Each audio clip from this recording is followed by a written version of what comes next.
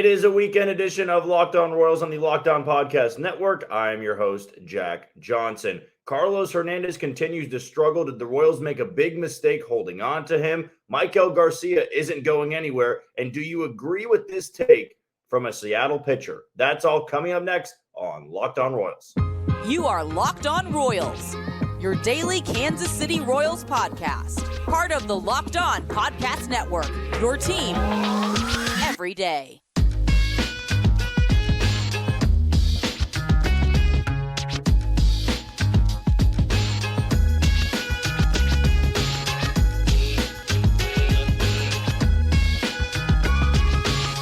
Thank you for tuning into this special edition of Locked On Royals on the Locked On Podcast Network. Again, I am your host, Jack Johnson. You can always follow me on Twitter at JohnnyJ_15. That's at JOHNYJ_15. And be sure to find all of our podcasting episodes on those platforms like Spotify, Apple Podcasts, Google Podcasts, Amazon Music, and on YouTube. Just be sure to hit that follow button and subscribe. Today's episode is brought to you by Sleeper. Since we didn't have a show on Tuesday, we're going to have a show today and a show tomorrow. So sorry for the weird scheduling. But today's show is brought to you by Sleeper. So I got some picks for the game later on today against the Toronto Blue Jays. Game 2 of that series. If this is your first time tuning in to Locked On Royals, well, I'm just like you. I'm a lifelong Royals fan, diehard Royals fan, but I turned that sports fandom into a career path. And now I work up here in Kansas City at Sports Radio 810 WHB as a radio host. I've got shows every single day on ESPN Kansas City, 10 to 11. So you can check it out there. Just follow me on Twitter. It'll be very easy to find. And once a week during the night shift, I've got a show on Sports Radio 810 WHB, which of course, for the next couple months, football will be dominating the airwaves. But right here, if you still want to talk Royals, even throughout the offseason, this is the place to come to. Locked On Royals on the Locked On Podcast Network. I'll be completely honest.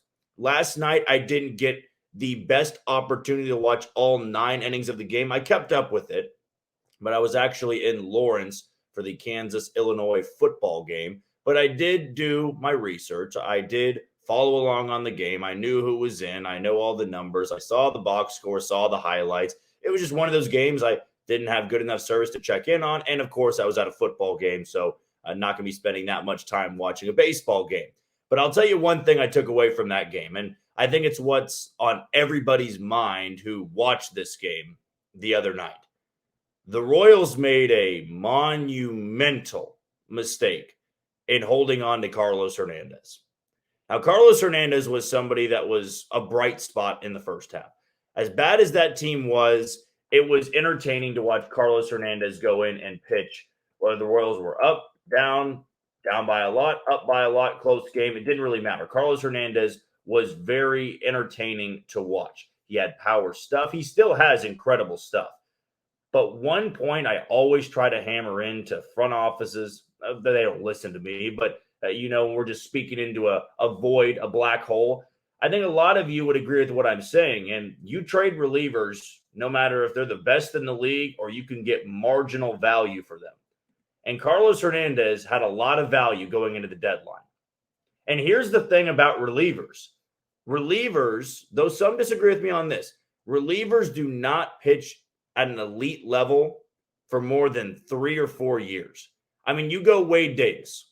In my opinion, the most electric pitcher, the most electric, inhuman type of arm I've ever seen in my lifetime. Of course, everybody's got their opinions. When I watched Wade Davis pitch in 2014, 15, 16, and 17, at 4 year stretch, that was the best pitcher I'd really ever seen. In terms of a 1 inning sample size, nobody was going to get hits off him. I mean, in 2015, Wade Davis was the best pitcher I think I ever saw. A single season, nobody touched him. He was virtually unhittable. But even Wade Davis kind of flamed out once he went to Colorado. He had a really good run in the postseason with the Cubs, but he still was not as good as he was in a Royals uniform. That's Wade Davis. In my opinion, the best reliever, one of the best pitchers I'd ever seen. 4 years. Greg Holland was really good in 2013, really good in 2014. had the Tommy John in 2015, and then after that, never really regained Greg Holland form. Kelvin Herrera, really good in 14, really good in 15, really good in 16, decently good in 17, done after that. Once he went to Chicago, once he went to Washington, got hurt, it was over for him. The point is, relievers have a short shelf life in Major League Baseball, and you can find different guys for cheap. You trade guys and you get value. Here's the thing. The Royals traded Scott Barlow, who was at his lowest point of value in a Royals uniform. They got Henry Williams, who's now a top 30 prospect in their system. Jesus Rios, a lottery ticket throw-in. Good by me, because Scott Barlow has not done much for the San Diego Padres. Jose Cuas was dealt at the deadline. You get Nelson Velasquez, who, if this was an 162-game season or he started day one, he would be pacing for over 60 home runs. That's for Jose Cuas. And Jose Cuas did not have tremendous value, but the Cubs saw something in him. They liked the funky arm angle. Nelson Velasquez was blocked. Boom, that's how that trade happens. It's important to trade relievers because you can get players like that. Aroldis Chapman got the Royals Cole Reagans. You always need to find ways to trade relievers. And here's what's even more so frustrating. Aroldis Chapman got Cole Reagans and Rony Cabrera, which maybe in a couple years, depending how good Rony Cabrera is, and if Cole Reagans continues this, you're looking at one of the best Royals trades of all time. I know the one that we all think of, whether that be the James Shields and Wade Davis, or that be the Greinke that got Escobar, Kane, Jeremy Jefferson, Jake Odorizzi. Those two trades right now, to me, are the best in Royals history because of what they brought you. World Series title. At the end of the day, that's what matters. But if Cole Reagans, becomes the best pitcher since Zach Greinke in his Cy Young year and Rony Cabrera turns into something, that's one of the best moves because of who Aroldis Chapman was before that year. He's just trying to bounce back and trying to get some sort of value. That would go down as maybe one of the best Royals trades of all time.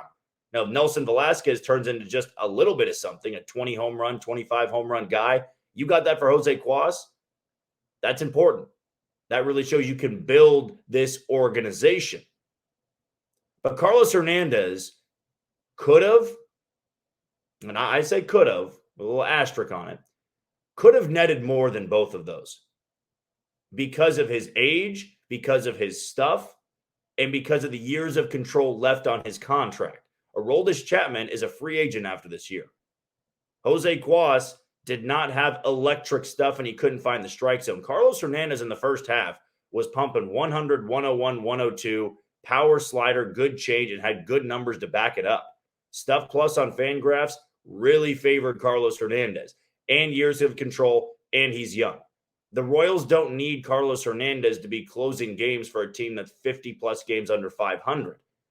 Even next year, I'm not really worried about who's closing out games. I'm worried about just winning them right now. And I know part of that is slamming the door in the end, but go find somebody who has closed games. Get a guy who doesn't make it through, spring training. Somebody's DFA'd, or go sign somebody to a 2-year deal, a cheap 2-year deal. I'm not for spending money on the bullpen, but if that can just solve your ninth inning problems, go right ahead. But now we're seeing in the second half, Carlos Hernandez has just been disastrous. I mean, you go back over the last 15 games, his 15 outings, it's been really bad. His ERA is north of 9. He has walked 11 guys in 12 2/3. He's given up 13 runs, and his whip is just under 2 at 1.97. That's his last 15 outings. It's been a struggle. The command is no longer there, and he got roughed up last night in Toronto after he had to replace Austin Cox, who left with a leg injury. All of these things have kind of, come front and center, if you will. The Royals screwed up not trading him. It felt very similar to what they did with Scott Barlow. They just holding on to Scott Barlow in hopes the team is more competitive. Therefore, you have a good closer. You can't worry about that in a rebuild. The closer is like the last piece of trying to build a winner.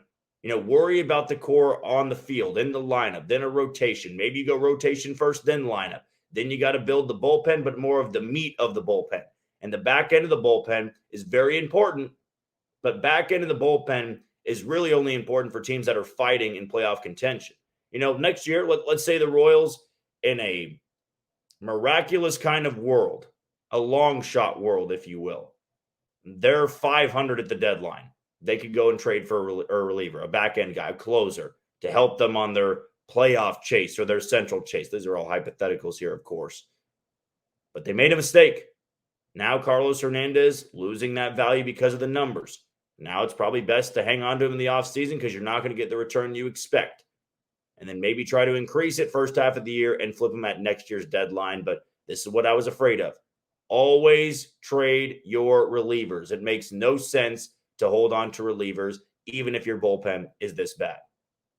Okay, when we come back here, I want to dive into Maikel Garcia because I've been going back and forth a little bit on Twitter. And again, follow me on Twitter at JohnnyJ_15 about Maikel Garcia and his future. Some people don't want him as the third baseman moving forward.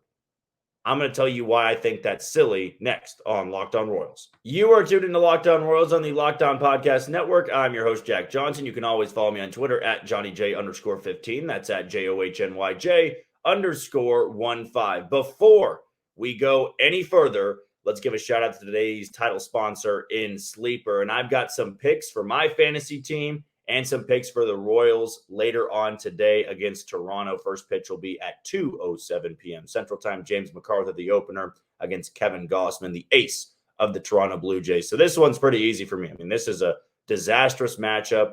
The Royals are now going back-to-back days with a bullpen game. Used Colin Snyder as the opener the other day. You're going to use James McArthur today. I don't expect James McArthur to pitch very well. I'll tell you who is going to pitch well, and that's Kevin Gausman. I'll take over 8.5 strikeouts in this game. I mean, he's a big-time strikeout pitcher. He's always had the Royals number. I expect him to have a field day against this Royals lineup. However, I'm going to bet on the man of the hour and the guy we're about to talk about in Maikel Garcia. I'll take over 1.5 hits in this game. He has been red hot of late. He's returning to that Maikel Garcia form that we saw for the majority of the second half and the majority of this season, really. It was that upper body soreness that hindered him a little bit. But I think he has a multi-hit game today, but I think Kevin Gausman absolutely deals otherwise. So those are my fantasy picks. The MLB playoffs are right around the corner, which means the clock is ticking on your chance to 100 times your cash on daily fantasy baseball. Baseball has never been more exciting than it is right now with studs like Ronald Acuna, Mookie Betts, Shohei Ohtani, and more. Pick more or less on stats for these stars like home runs, hits, strikeouts, and more for up to 100 times the payout on Sleeper. Get your picks right, and you could win big with Sleeper. I really thought that Maikel Garcia was one of those guys that everybody would maybe treat like Bobby Witt Jr.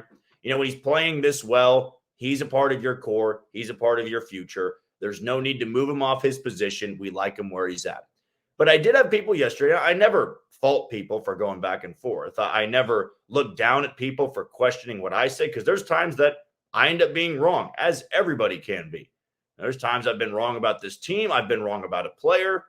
So I never look down at a fan or a listener or follower, sending me a message back and saying, hey, I don't believe in that, or I think they go this way. I welcome it because this podcast is all about engagement. This team is 3 losses away from 100 on the year, and we're not even to mid-September. It's going to be ugly. It already is ugly up to this point, but it's going to be an ugly record in the end-all be-all. So when people question maybe something I say about a player, maybe I'm not as high on this guy, maybe you are, maybe I'm way too high on a player and you're not, I welcome it. I think it's good for engagement. I think it's good for this podcast. It gives us something to talk about just like today. Maikel Garcia, though, I at least thought, I was under the impression that he was somebody that when you looked at him play at third base and go, he's a lock there. He is our guy for the next 4 to 5 years. Under club control, might want to lock him down to a future contract, but there is doubt from some people in the fan base. And I do think it is a good reason to doubt. Now, Maikel Garcia is elite defensively. Right now, the Royals have the best left side in all of baseball. Not including the outfield, of course, because you'll have MJ Melendez or Everett Olivares or Nelson Velasquez out there. But shortstop and third, locked down. I mean, you just go look at the advanced numbers here. Defensive run saves, outs above average. Bobby Witt Jr. at short and Maikel Garcia are electric. That is the epitome of the electric factory over there for those two. They're young. They're under club control. Of course, you're going to sign Bobby Witt Jr. to a long-term deal. At least I believe that's going to happen. And I think Maikel Garcia could be somebody you look into. But there are people saying he's too small to play third. And more so from the offensive side of things, that Maikel Garcia, has to beef up if he's ever going to play third base. And they would much rather move him to second and put somebody like Nick Lofton at third, who I think has been fantastic. You probably listened to my episode on Nick Lofton about how I am on him. But Maikel Garcia, I think, had to show to me he could play third base well. That was how he fit into the core. Michael Massey's really good at second base defensively. Like, I have no issue with Michael Massey playing second base. And Maikel Garcia is doing what I never thought was imaginable. He's not just a great third baseman. Next to Ke'Bryan Hayes, he's the best defensive third baseman in baseball. And is he small? Yes, he is a very slender human being. He is a small player. But here's why I would give some confidence into Maikel Garcia being the future third baseman.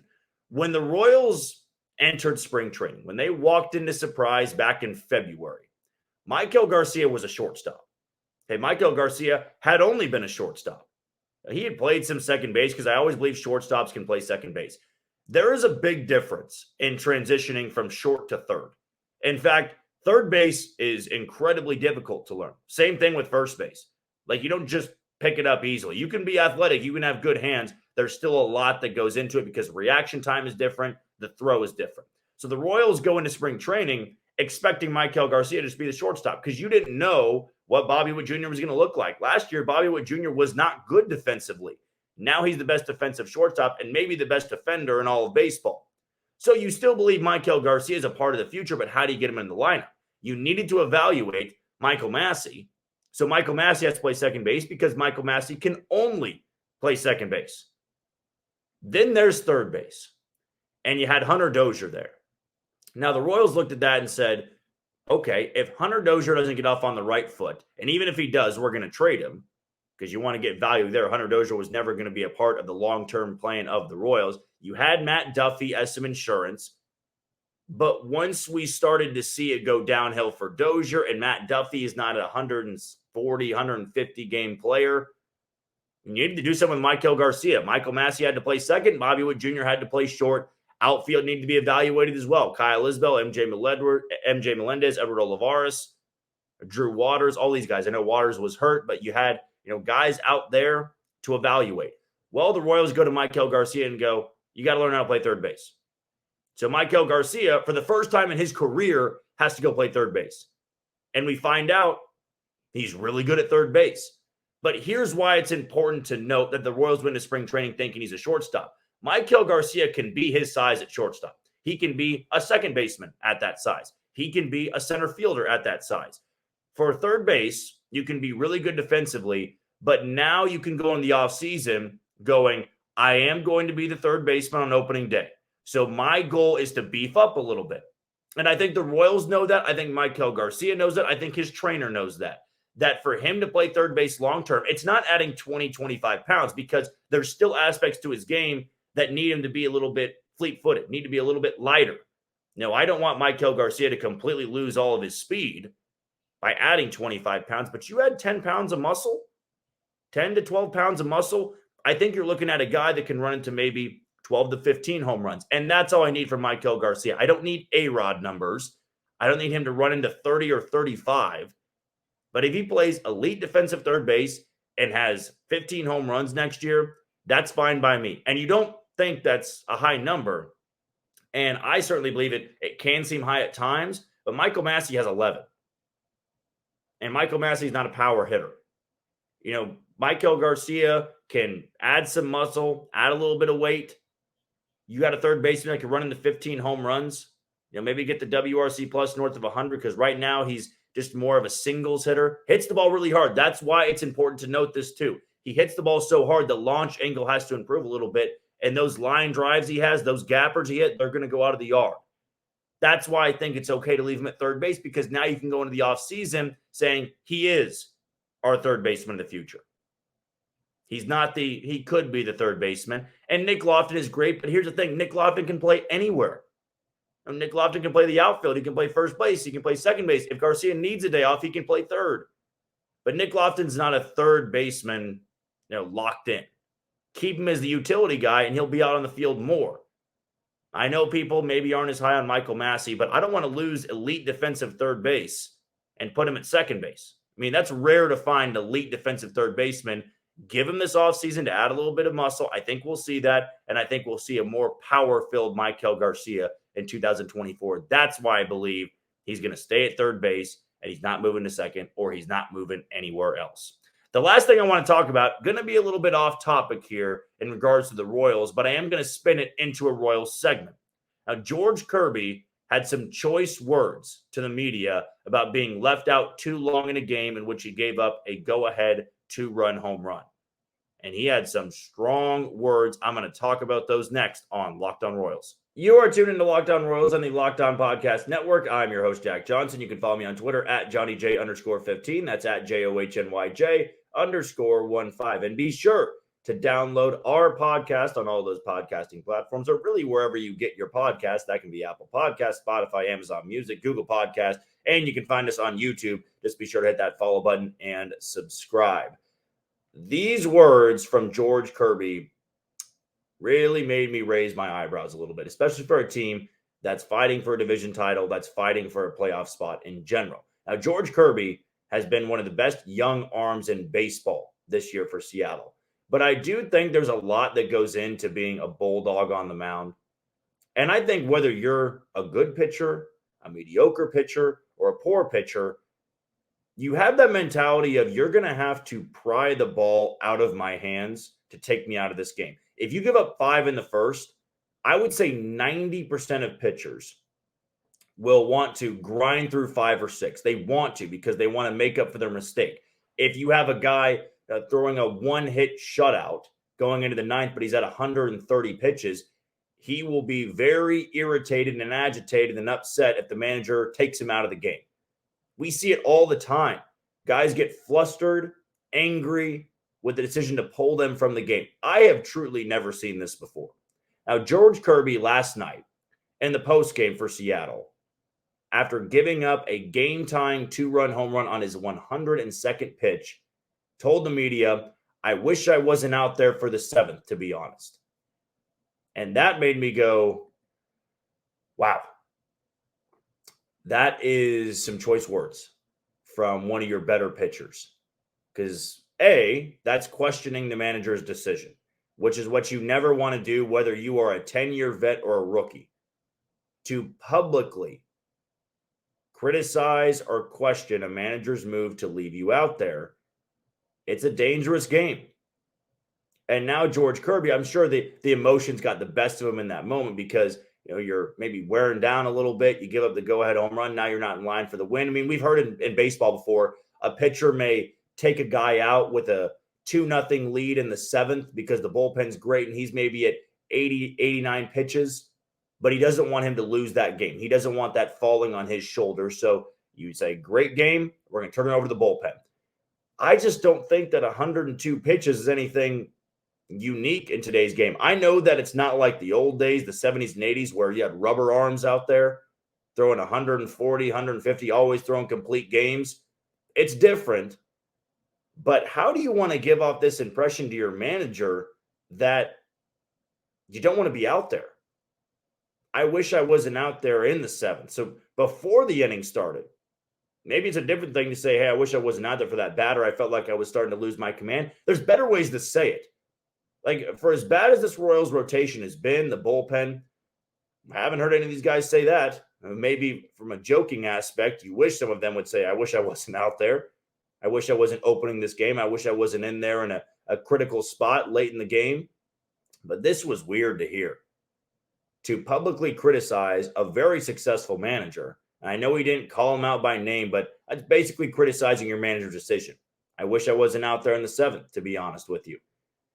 That's now telling me, if I'm a manager, that's now telling me anytime he's dealing with adversity late in the game, I guess I have to pull him because he doesn't want to be out there. Now, maybe his words got mixed up a little bit, and that's not going to change who George Kirby is as a pitcher. He's still incredibly good. He's still incredibly talented. But from my chair, my seat, watching these games, watching the Royals, I would never want one of those pitchers to say that, because that just tells me you don't want to be out there in general.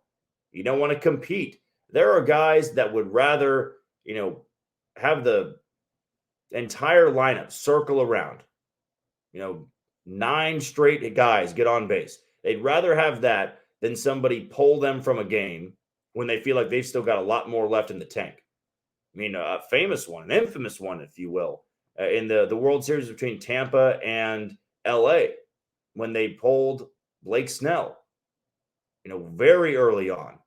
Kevin Cash decides to yank Blake Snell after dominating, give up 1 hit, and then it ended up biting Tampa in the butt. And it really upset Blake Snell, as it should. Pitchers don't like to be pulled from the game. Now, it's one thing if George Kirby was at 132 pitches and it's the 9th inning and he's given up 4 runs, he's got the bases loaded, and you're just leaving him out there to try to win that game. That's a different story. This didn't feel like a high pitch count. I mean, it's the 7th inning. It's not the 9th inning. It's not even the 8th inning. This, to me, felt like you have a guy that cares more about being roughed up, a little bit more scared of giving up the go-ahead hit, which he did. It was a go-ahead 2-run home run, but that caught me off guard a little bit.